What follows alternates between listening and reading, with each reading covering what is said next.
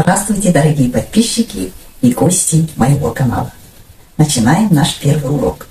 Сегодняшняя тема у нас приветствие. На казахском это будет сәлемдесу.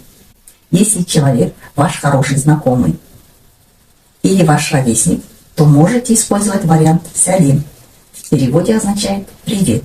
Если человек младше вас и вы не так близко общаетесь, то можете использовать вариант сәлеметсің. А если человек старше вас, тогда можете использовать вариант сәлеметсіз. После приветствия сәлеметсің или же сәлеметсіз ставится вопросительный знак. Потому что в казахском языке приветствующий человек хочет узнать у вас, все ли хорошо. Поэтому ставим вопросительный знак.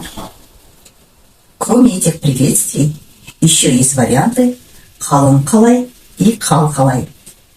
В переводе означает «как твои дела». А если человек старше вас, мы обращаемся на «вы». Значит, спрашиваем «қалыңыз қалай». В переводе означает «как ваши дела». Вы, наверное, заметили, когда мы обращаемся на «ты», у нас в конце пишется сонорное «ңа». А когда мы обращаемся на «вы», у нас в конце пишется буква «з».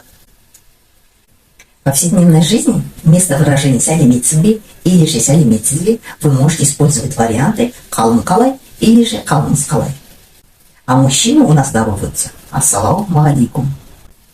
В следующий раз мы будем рассматривать виды ответов на приветствие. Поэтому подписывайтесь на канал, не пропускайте уроки, пишите комментарии.